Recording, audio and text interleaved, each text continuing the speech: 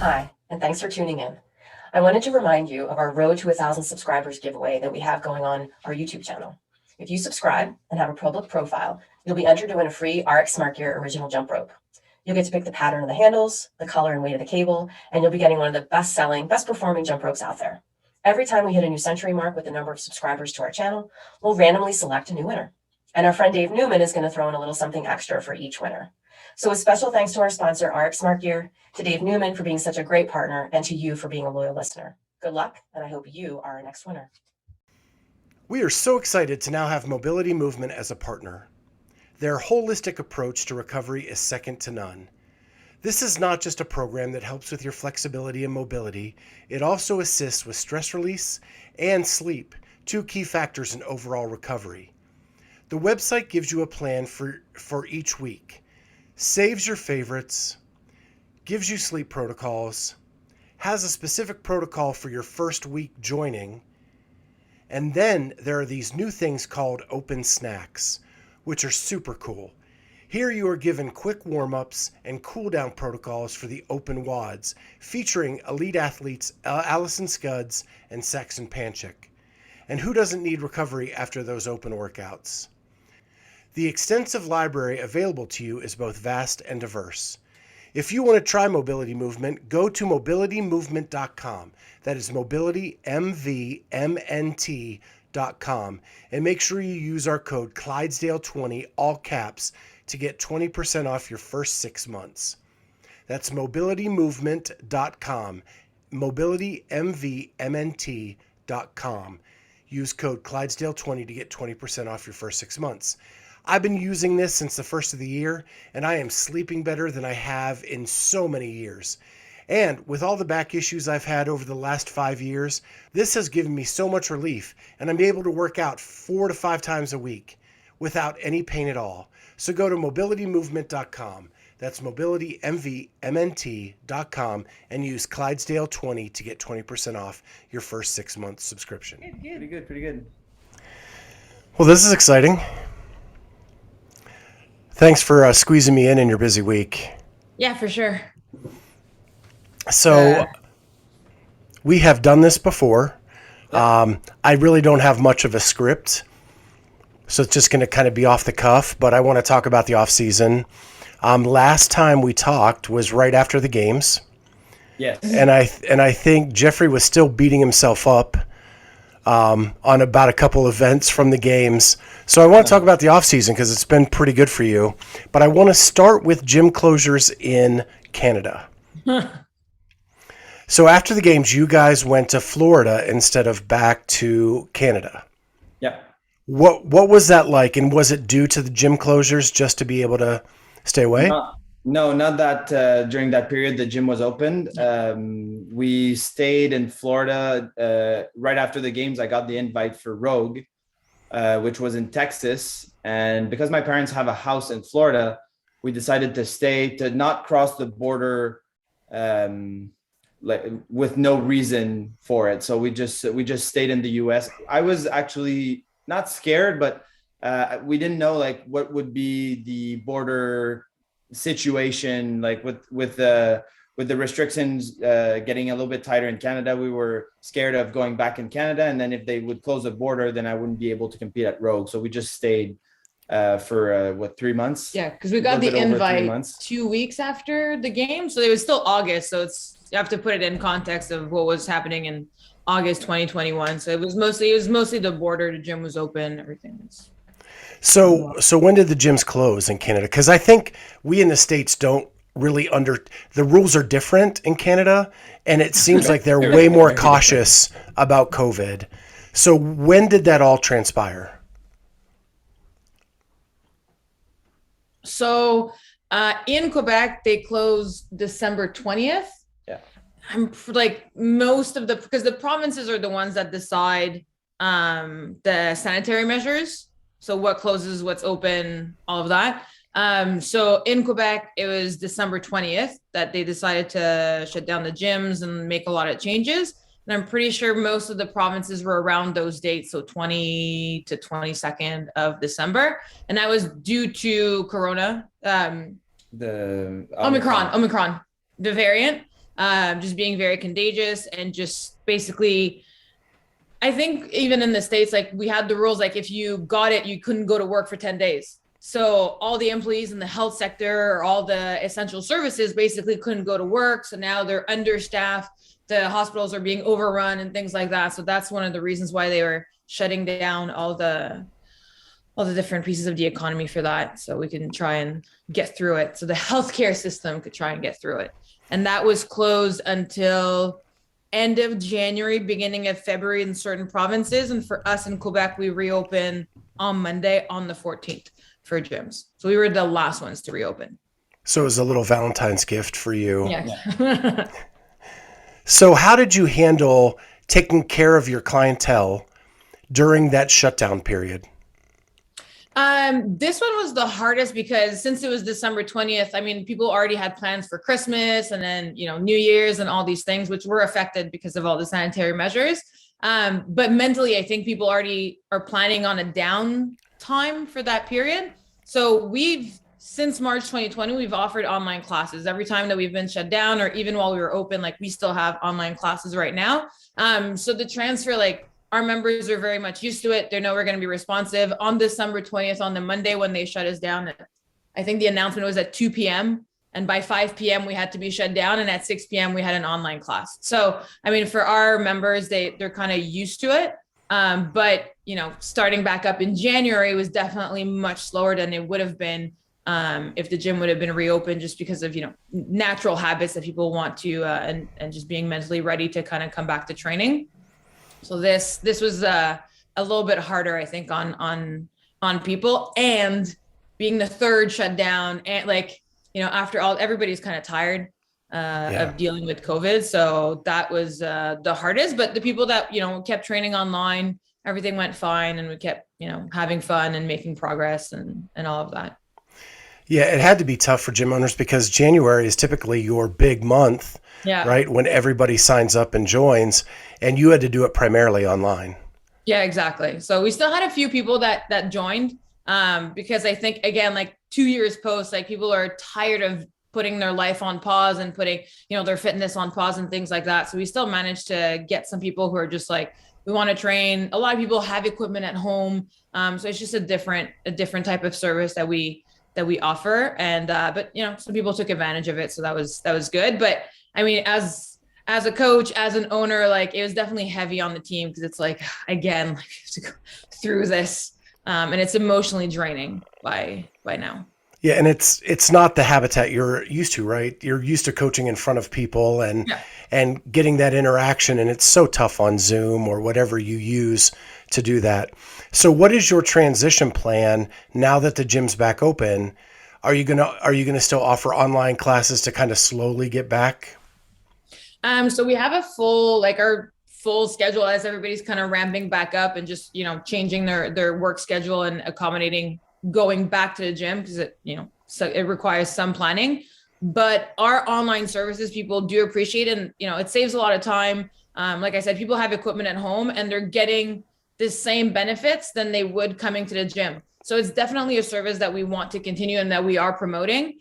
Some people are going hybrid. Some of our members in the last 2 years, bought homes that are a little bit further away from the gym. So commuting all the time is not as convenient and things like that. So we're going to play it by ear. If people, are interested in the service and we can keep it alive, then we're more than happy to do it. Like we still have the same level of fun. It's a little bit different online, but I think people definitely enjoy the experience no matter what. They like the programming, they like the coaching. So it's just a question of having that little mental shift of training at home. Yeah, I know my gym, we post an at-home workout every day now.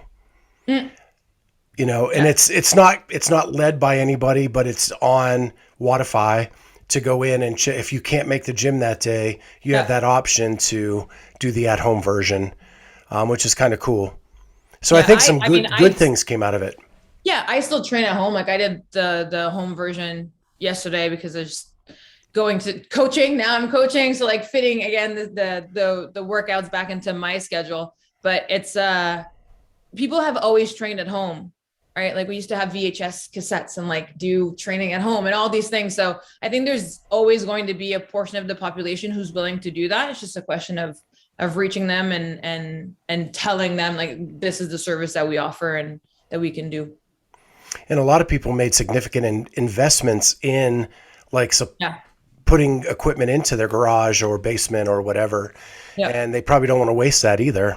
Yeah, exactly. And not everybody, like, you know, street parking is a great example. They have a huge online community and everybody kind of trains on their own time. And that's great. But not everybody, you know, motivation is often a word that comes back. Like it's hard to be motivated.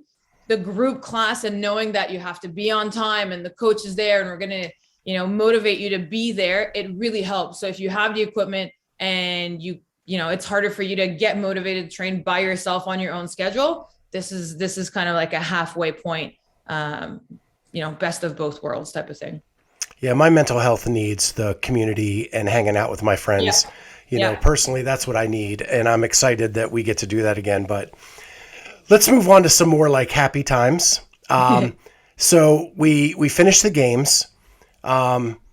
We get invited to Rogue and you guys go to Texas. So first of all, you get there and what are your thoughts? You come up to a baseball stadium. Do you think it's weird? And then they start outfitting you like you're going to be in a spaghetti Western.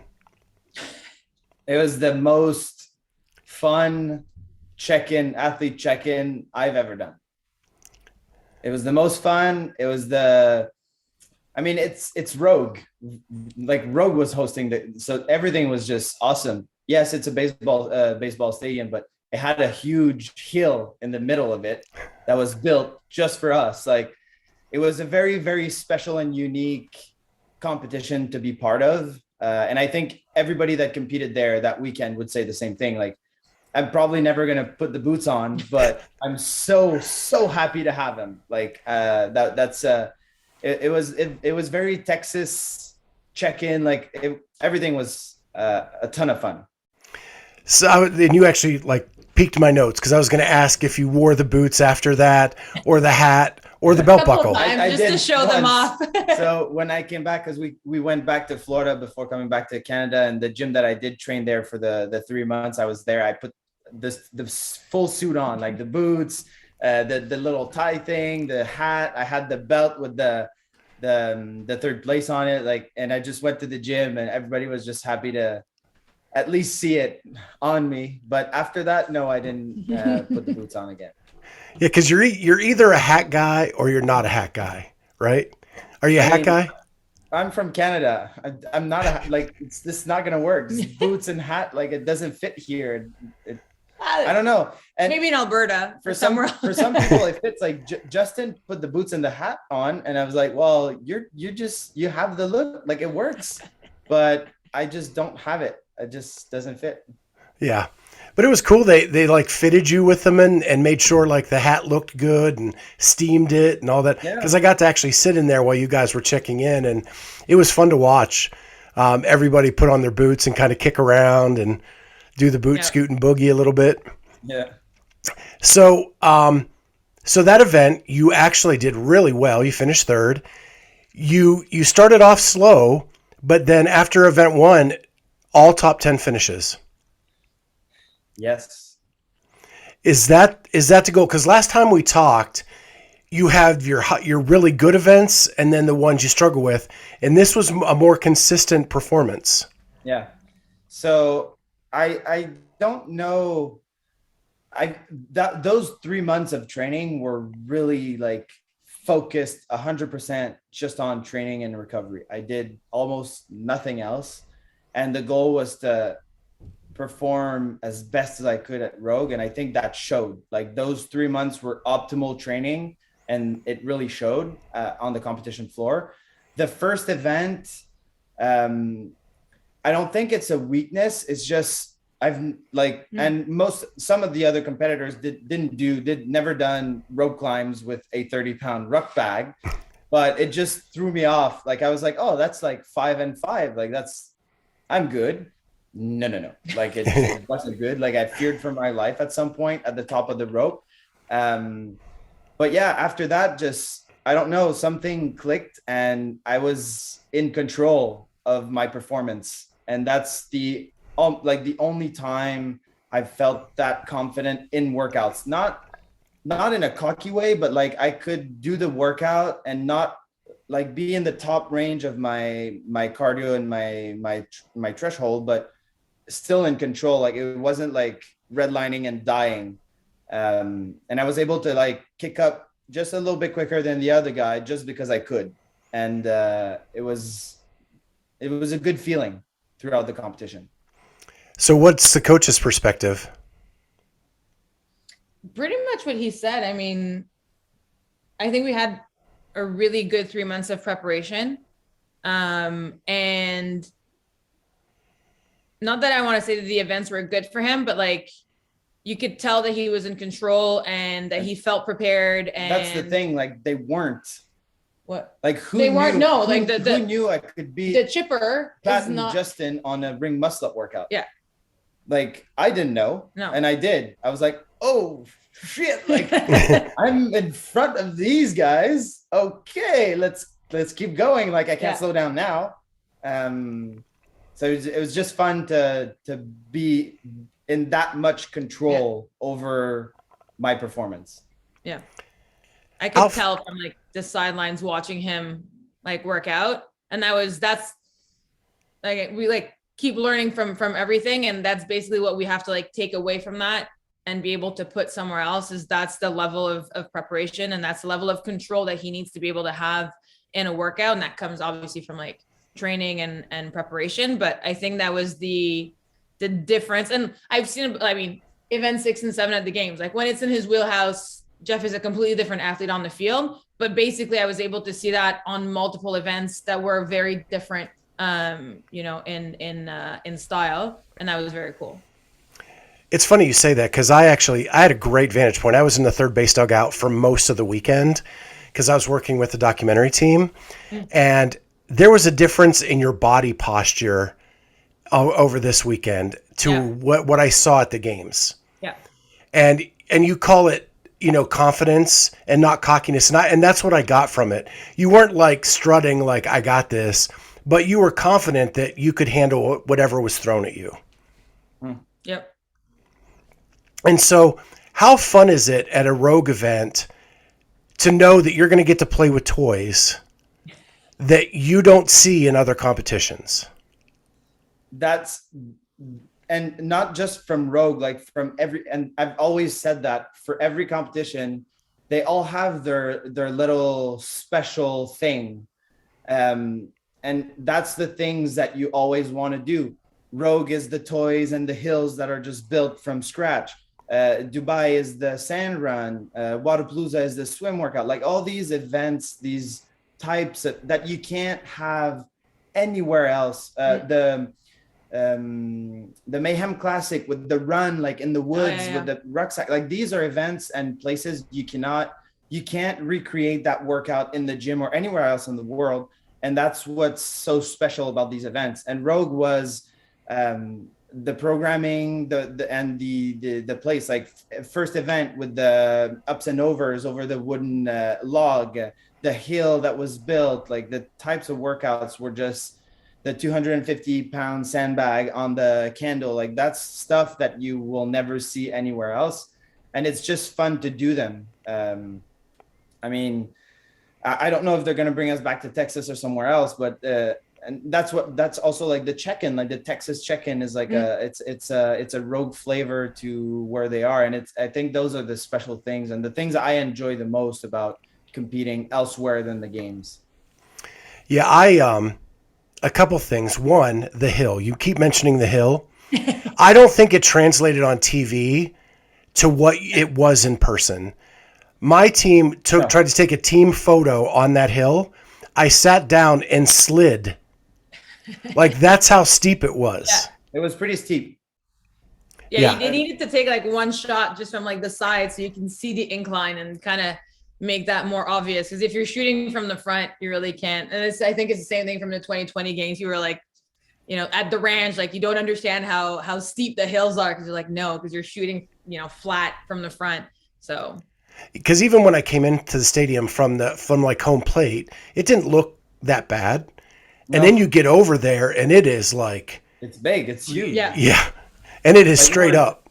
we were 10 lanes, 10 competitors running up and down that hill, and we had space in between us. Like it was pretty wide, and it was really steep, but it wasn't super high. So it didn't make it like as hard as I thought it would be. Like the first time I went up and down like on a workout. It definitely like it went down pretty quick, and it went from slope to straight like instantly. So it was a little like the first time you went down like full gas, it was like, oh, almost like squish on the floor because you had so much momentum. So it's just like a little bit tricky for that. But it was definitely like one of the nicest party tricks that Rogue did. And it was fun that we were able to have it in 2 events. We didn't just use it for one, which I find is like also cool. Plus, it was brilliant from a marketing standpoint because the logo is right there and everybody can see it. So the next question I have for you is the 250-pound sandbag onto the candle, the elimination events. Yeah. Those are so exciting for me as a spectator. What do you think of the elimination events as a competitor?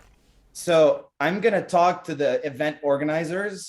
Do not do elimination style events before the last event. Please stop doing that.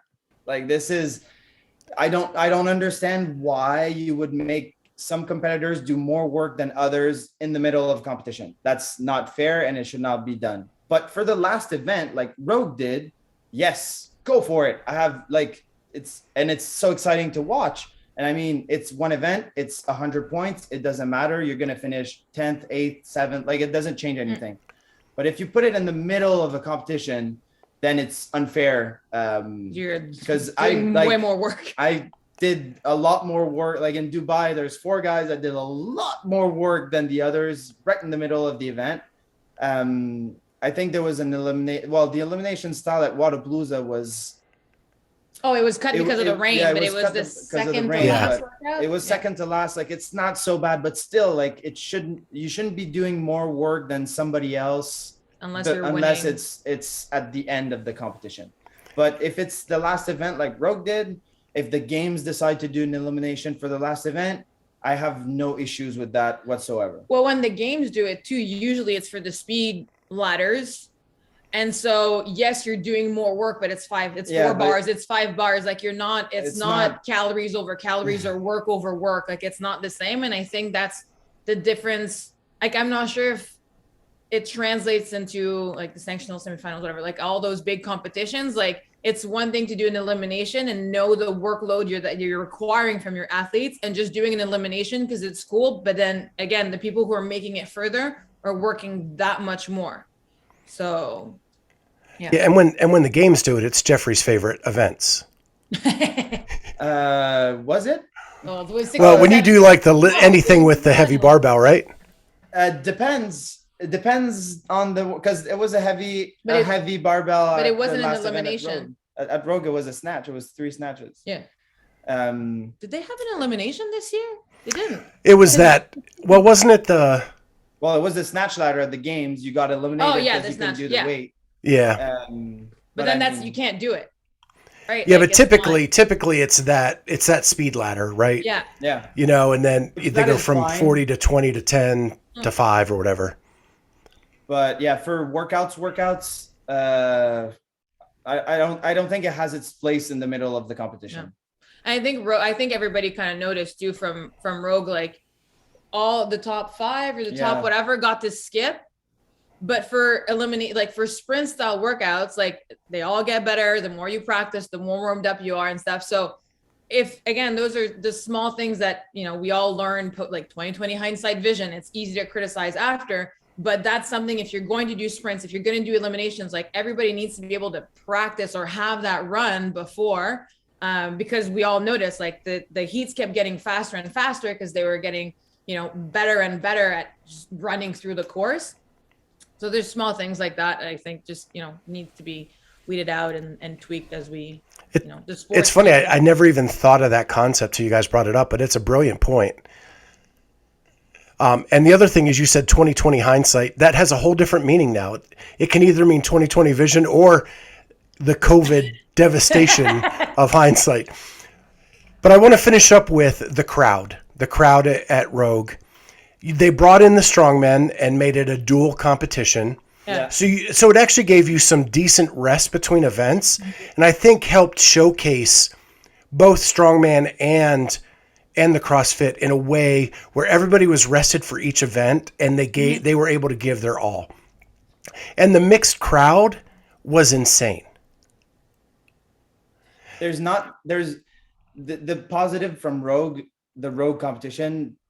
There's nothing negative from this competition. Like everything was perfectly run. It was the perfect amount of events spaced perfectly with enough space for everybody. Crowd was like, it was, I think, and I haven't done all the competitions, but from the experience that I have, it is the best I've done experience wise. And I mean, it helps that I podium and perform super well.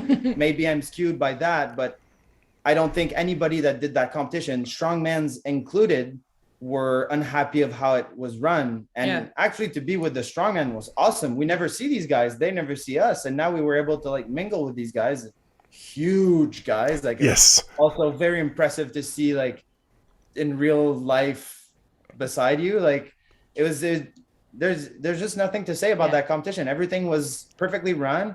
And I think everybody, athletes and event organizers, can take a lot from that competition and apply it in their own, and hopefully like just get the sport just that much better. One thing I will mention for Rogue, I think that from an athlete standpoint, it looked like they were trying to highlight their fitness and really give them the best opportunity to do as well as they can, which is not the goal of the game. The games is to find the fittest, and it's to test your fitness, and they're throwing everything at the athletes that they can to kind of test them. At Rogue, it was nice because it's like, it is supposed to be the off season. Everybody wants to do their best, but they're really taking care of the athletes and doing the programming and doing all the little things to make sure that the athletes could perform to the best of their ability and not be overly stressed for certain things, and really highlight what they could do. And I think that was great of Rogue to do that. That's what it felt like they were doing, whether it was a strongman or the CrossFit athletes. It was, let's show the world what you guys can do. Yeah, it was a showcase like none other. And they treat the athletes so well. They treat them like a professional athlete. Yeah. You get a stipend for travel. Yeah. So you're not out of pocket to go. Yeah. And then the payday is a decent payday, right? And they tie it to ticket sales. So it's actually a self-funded thing that you, the athletes, actually get to reap the rewards for having people come see you. Yeah. And I think, and I've said this to other athletes, like in CrossFit, I think the one problem is the athletes and coaches don't get much say. And it seemed to like flip at Rogue, right? In that environment, you are the showcase, and you are the ones treated the best. Yeah. I mean, the sport is still young. So I'm sure if we ask like hockey players in the 50s or football players in the 70s, like it's a shame that athletes have to go through that process. But I think it's kind of a natural thing that will occur, is that athletes will get more say, or you do a lockout or you do a walkout. Like, the baseball had one in the 90s. Like, these are things that are going to happen as, the sport gets more professional, the athletes get more professional. Now, if we can speed that up a little bit, because we can learn from other sports and be like, let's not be 50 years behind and do all these things and mistakes that other sports did, that would be great. But I think it's just kind of like a natural evolution in any sport that, it takes time for all these things to kind of have a solid base and evolve together. And this isn't in my notes at all, but from what you said, coaches, I think, are at the biggest disadvantage, right? You're back in the back helping Jeffrey warm up, get ready, do the strategy thing. He goes to the corral. You go out, and the stadium's so packed you can't even see him on the floor. If you look at 2020, where we got to see you guys root on your athletes and the drama that brought to the broadcast, CrossFit is missing out big time. Right? Yes, it's a weird. This is very weird. So 2020 was very unique. Like the coaches couldn't come to the ranch, and we had many events at the ranch that we were pretty bummed that I couldn't have. Like I was just going alone at the ranch, and it was because of restrictions and whatever. Like Dave didn't want that many people like on the ranch, and that's fine. But this year at the games, like there's 2 warm-up areas, and the coaches are allowed only in one and not in the other, the closest one to the floor. So you have like you get separated. Like it's so much better when I can have my coach tell me what to do. Say like it goes down to like take a sip of water now, because I can't do it when I'm thinking about what I'm gonna do and I'm stressed and I have the jitters. Like if the coaches are able to come to every warm-up area, everybody's going to benefit from it. And then get the coaches like on the sidelines. They don't have to be on the floor with us. Like they can be like where the media, like around the field where the media are, give them a spot. It's only 10 at a time, 20 at a time. You get them in, get them out, like, and they can watch their own athletes. Like for sure, everyone can benefit from that. Not only CrossFit, but also the fans. Because if the athletes perform better and it's just a better show, and the snowball effect just starts from there.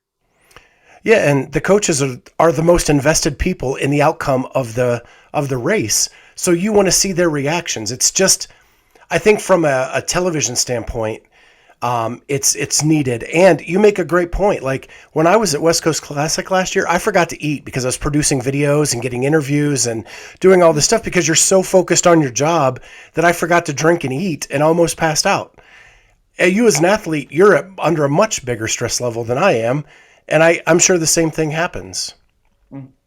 It would be, again, I think the sport is evolving, and to have clear rules, like what's your purpose in not allowing me to be in a certain spot? Like, I'll give you an example. Like even at Rogue during the athlete briefings, the coaches weren't allowed. Okay, that's fine. For event 2, which was the Bella Complex, everybody's like, why did you do the 3rd lift, Jeff? Well, he was the last athlete and he wanted to do the lift, and he did it for the crowd, and it was great. He wanted to get that weight, but he already knew that he had won the tie break because he opened with a higher weight than the other athletes, even if at 355, if he would have matched, I can't remember all the other athletes, but he had that information during the athlete briefing, which he didn't share because we were warming up and blah, blah, blah, all of that. But I didn't know that. So I'm also making decisions and trying, like, are we going up? Is he matching? Like, what are you doing? Why are you not, like, again, you have the warm up. He has all his other stuff to worry about post event 1. Like, how's his body feeling? All these things. So if you don't want me to ask questions during the athlete briefing, that's fine. But at least let me be there so I can have the same information my athlete has, so we can be on the same page and communicate and have all this information. From the games perspective, I don't know if it's just like a psychological stress, like, the athletes need to be able to like do this independently or whatever. And it's like, okay, if that's what you want, is to be able to test them. Dubai for the weightlifting, they purposefully stressed the athletes out with their 50% rule. Like that was the intent. And if you see, like, it breaks my heart. If you see Jeff lift during that event, he does, you had 2 or 3 lifts to do? Two. He does his second lift. It's nothing impressive for him. It's not even something he's proud of. And he walks away from the bar because he just needed to get the work done. And I'm like, oh, it's a clean, like we love, that's when you can see Jeff shine, and you don't even get to see that because just of the stress. Now, if that's what you're trying to do it. And that's for him to live with and get used to and get better as an athlete psychologically. But what is the purpose of giving access to coaches? What are you trying to do? And tell me, and I will accept it and I will follow all the rules. But it's just like kind of unclear right now of why. There's not enough space? Well, if there's not enough space, is there a way to organize and corral and do like 20 athletes, 10 athletes, 15 athletes? Like, let's all figure out the issues and find a solution. If it's just, again, if there's a specific purpose, then tell me. And we're all playing with the same rules and we'll respect the rules. But it's just right now, it seems like, this is the way it's always been, and we're going to keep doing it this way. And it's like, well, is it the best? Because are you actually giving all the tools to your athletes and all the tools to the sport to advance the sport? In what other sports are coaches not allowed to be, to the best of everybody's ability, close to their athletes? The Olympics are on right now. Like, where are the coaches at, like ice skating? speed skating, bobsleighing. Like, where are the coaches? They're right there. They're probably Right right there. there. So why are you not allowing that? And if there's a purpose and you explain that to the community, to the athletes, to the coaches, okay, we'll all understand. We'll play by the rules. But right now it's like, I don't know. I just feel like there's information missing. Yeah, I'm sorry. I rolled my eyes when you said just because we've always done it that way. Yeah. That's my least favorite line ever. I feel like there's gonna be some change this year. Hopefully. There's been the biggest change, I think, and some of these details Issues. will be probably at least addressed, and see, like, some things are going to be different, I hope, for the next games.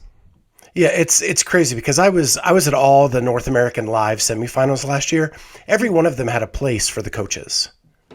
So in semifinals they did all that. Why can't that be done at the games? A little coaches area where you get to come and can see the floor. It's not that big of a deal.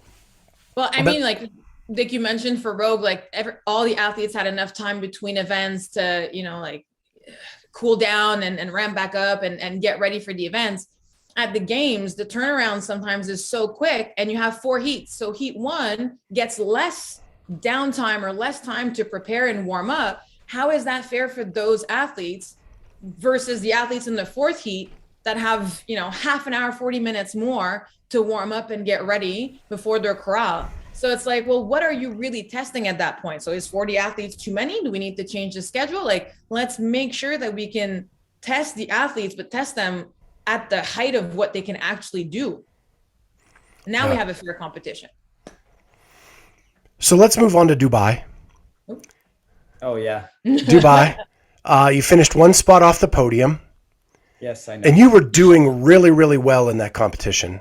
Yes, I know. And then there was a point where you got to pick athlete's choice A and B. Oh my God, yes. And that's where it looked like the tires came off a little bit. Is that you don't like the freedom to pick your workout? So I didn't pick the stupid workout. Somebody else picked the stupid workout.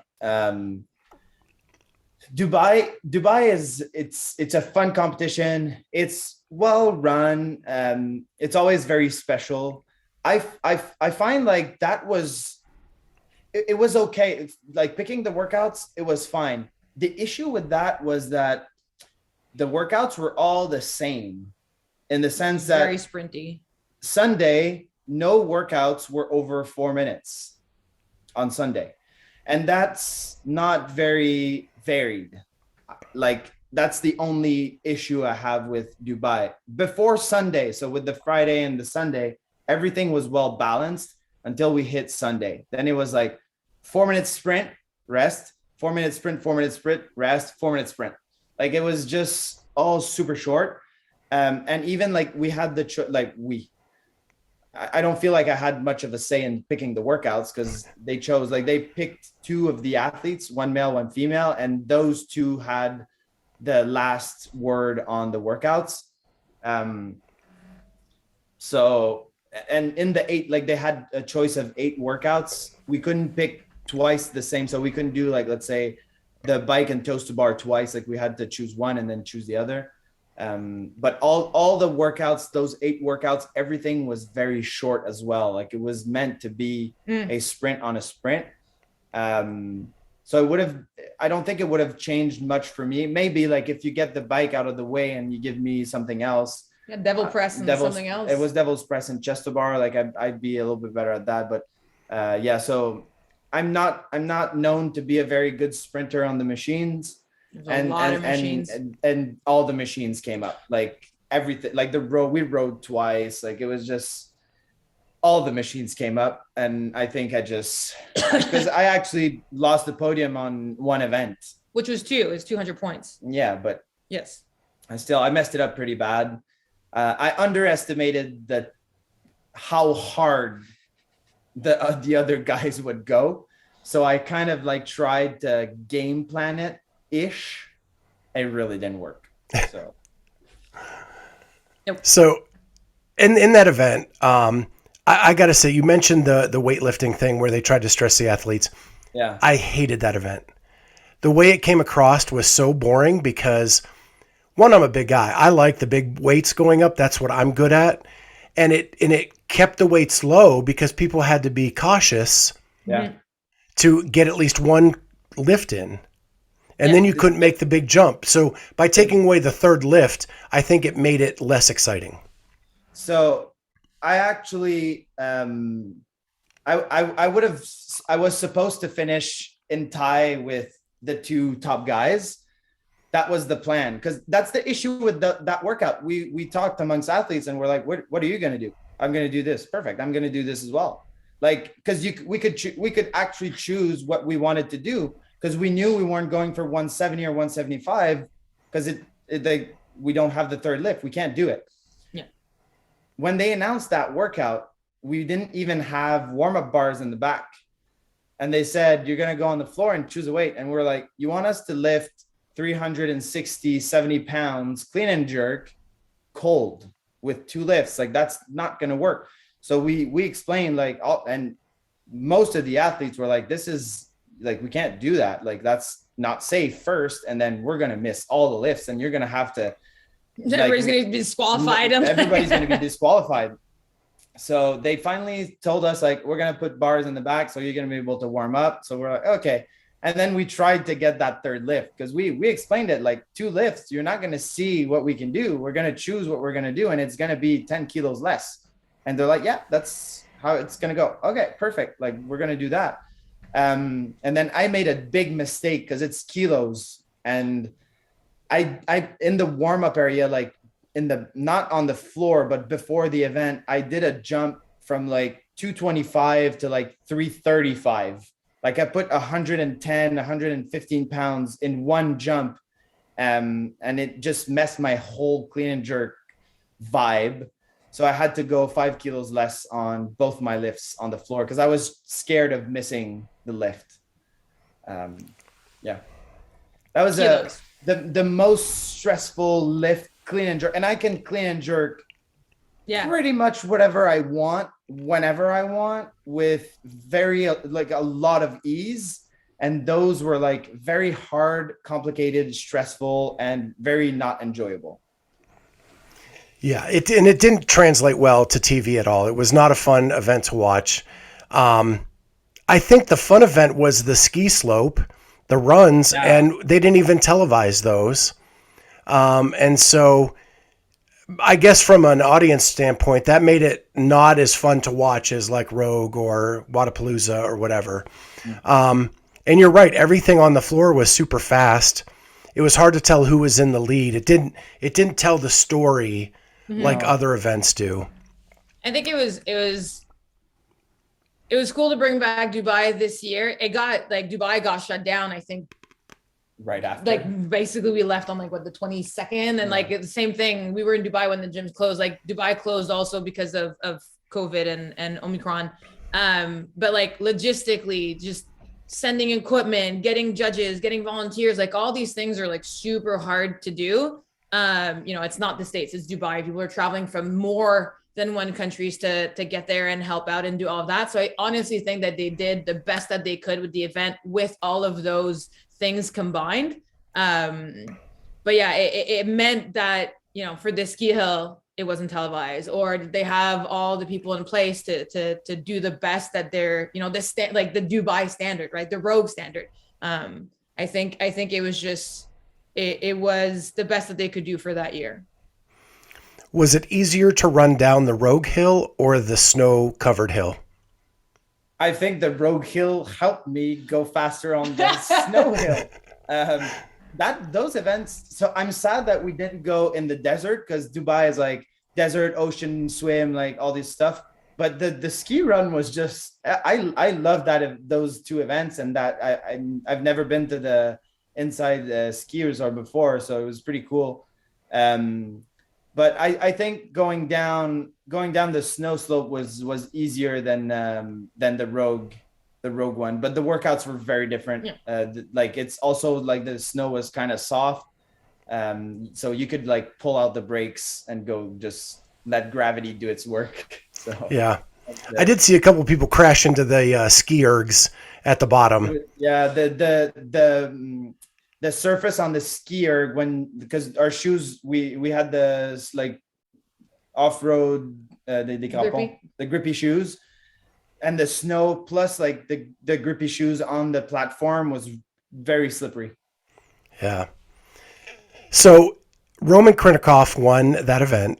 Yes. It was announced this week that he got his visa to come to the United States. Yes. People be scared. I was going to ask you, what impact does that have on the game season? Who knows? Because anything can happen. It doesn't mean that Roman can come to the US, that he'll be in shape, that he'll be ready, or that he won't get sick, or like, there's no control over that.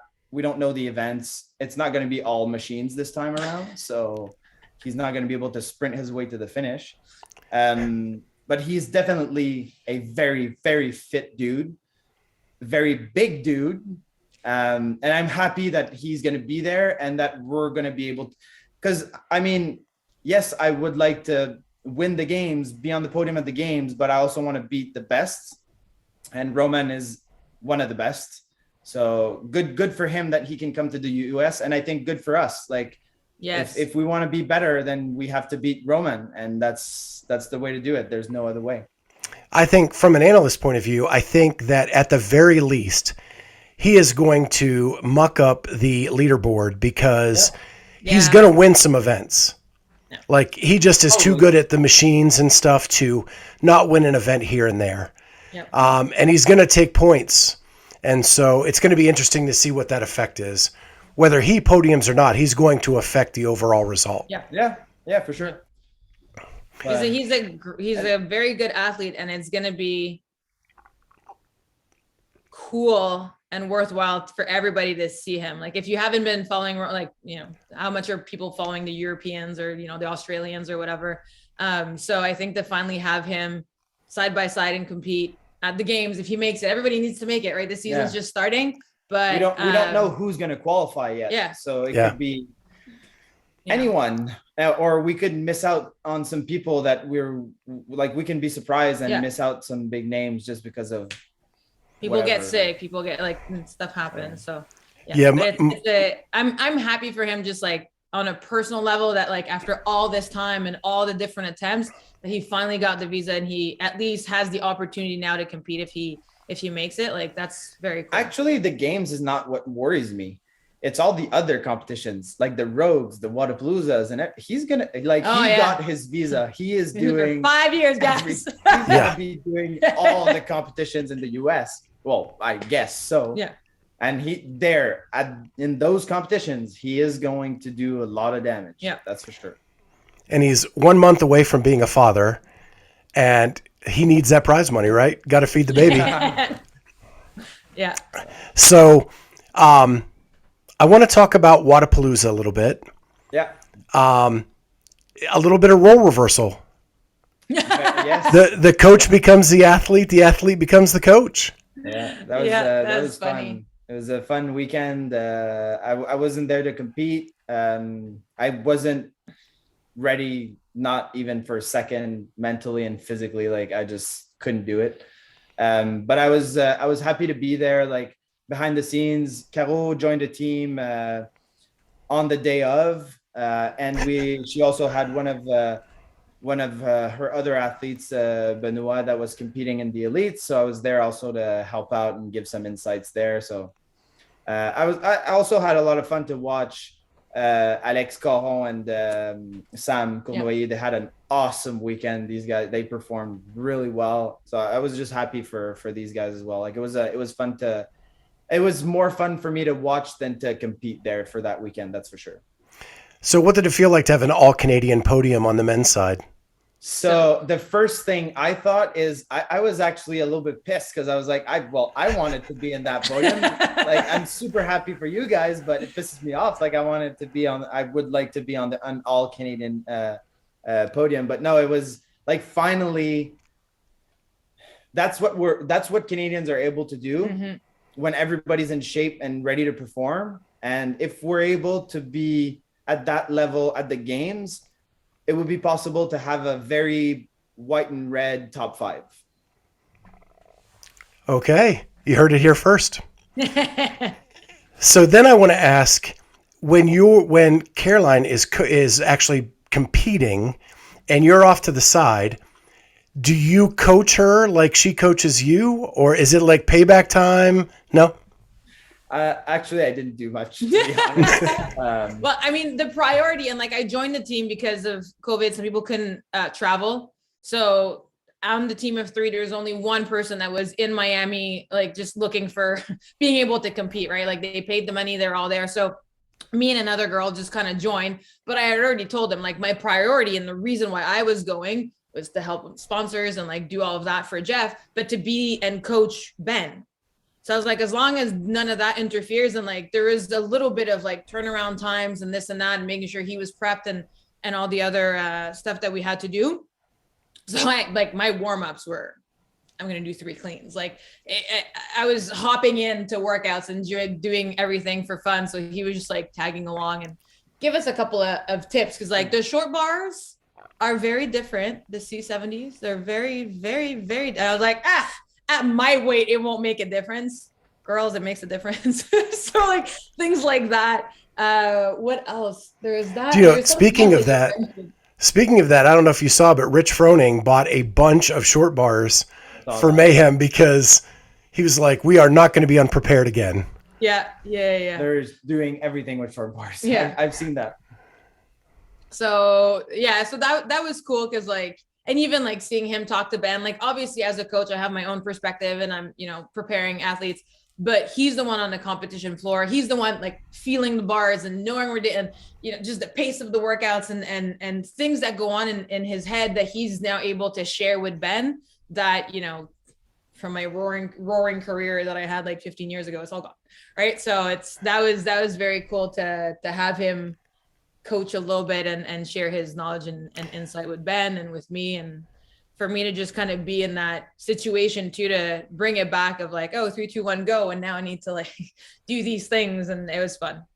So fill me in because I didn't know you were coaching another athlete. Yeah. So I've been working with him since. And Ben's last name is? Boulanger, Benoit Boulanger.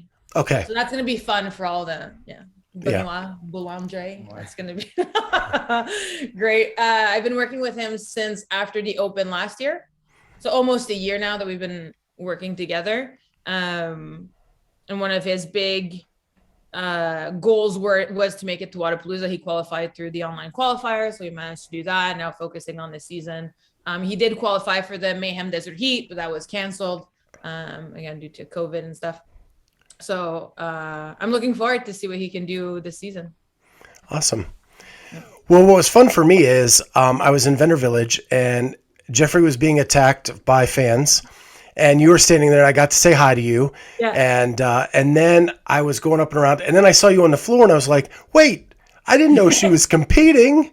I thought they were just here doing like the vendor junket and being with your sponsors and all of that kind of stuff. And then I saw you on the floor and I was like, whoa, that is awesome.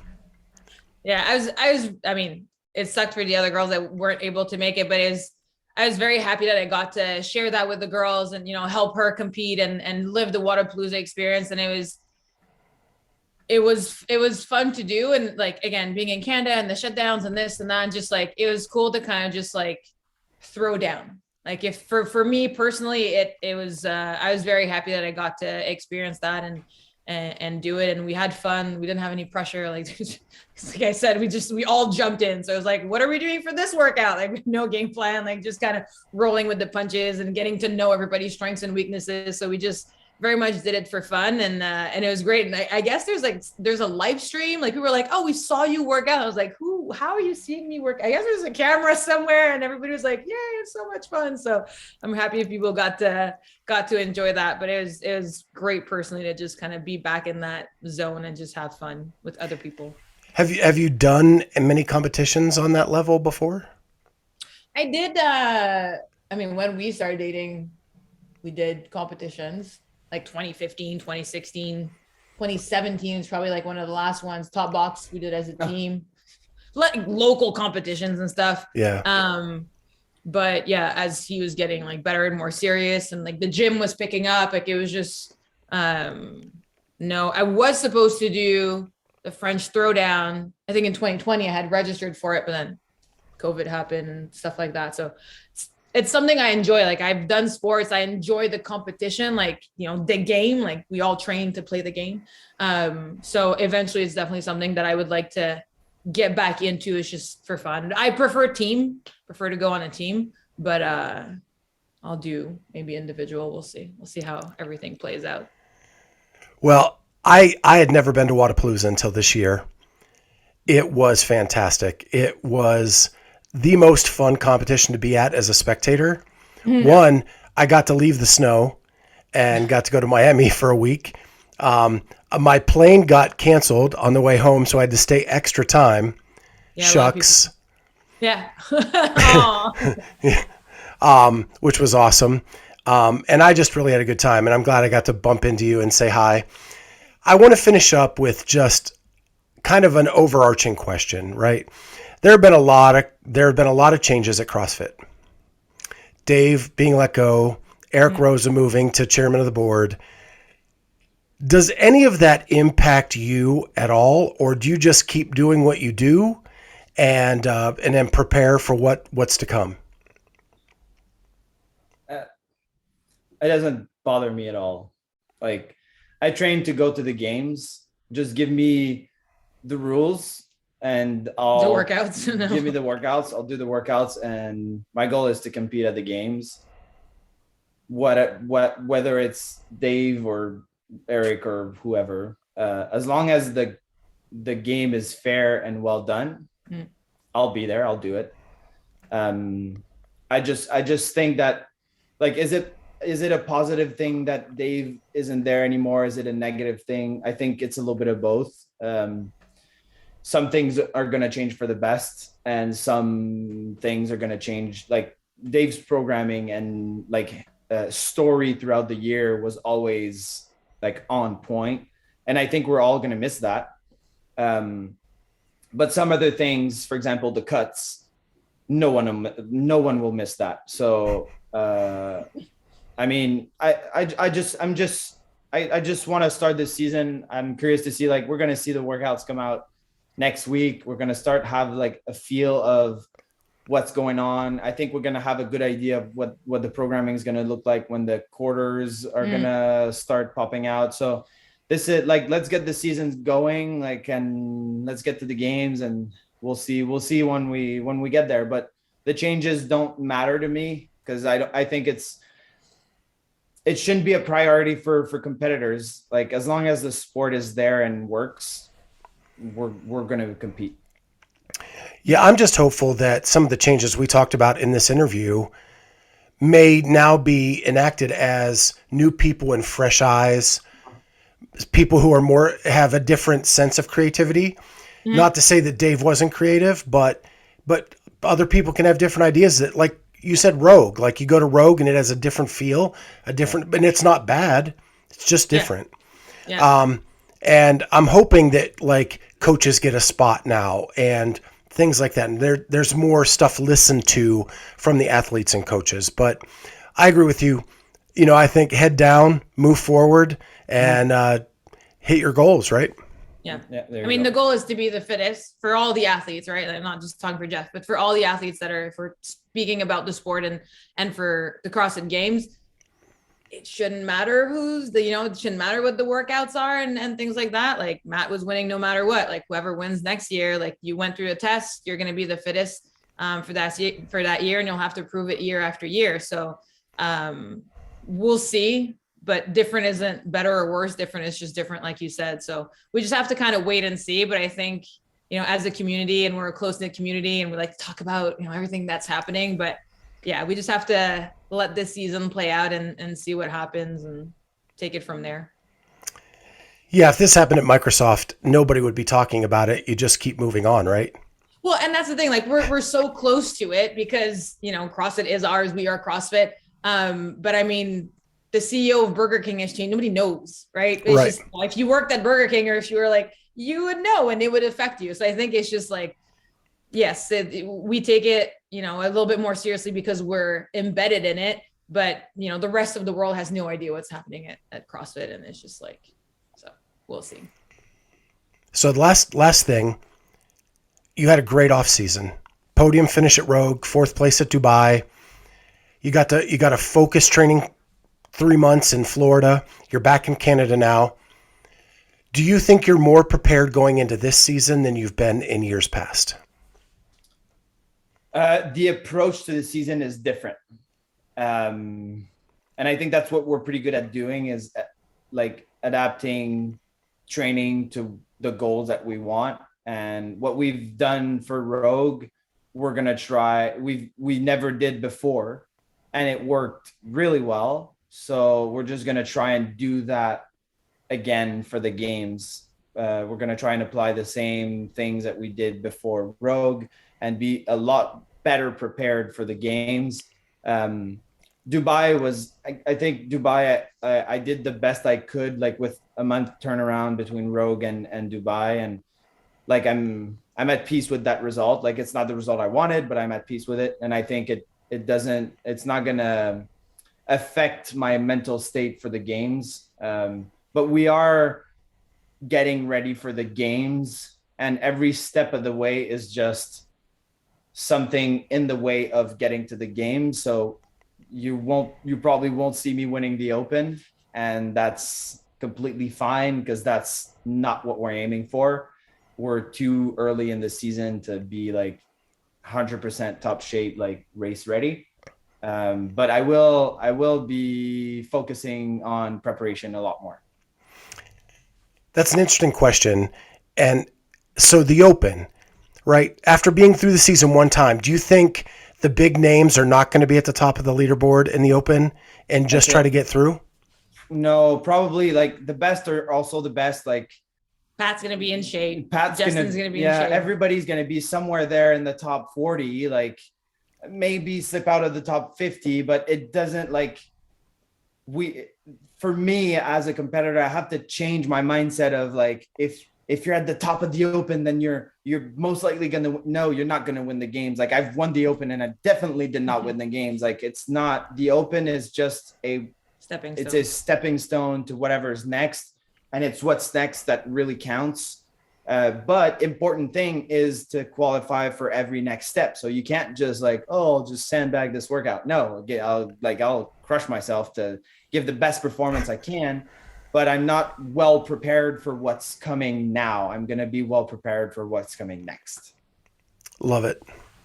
Well, I want to thank you too for jumping on with me. I know it's been a busy week reopening, and thank you for squeezing me in. Good luck on the season. I will be rooting for you the whole way through, and hopefully we'll see you along the way. For sure. Excellent. Yeah, for sure. All right. Thanks a lot, guys. Thanks. Bye.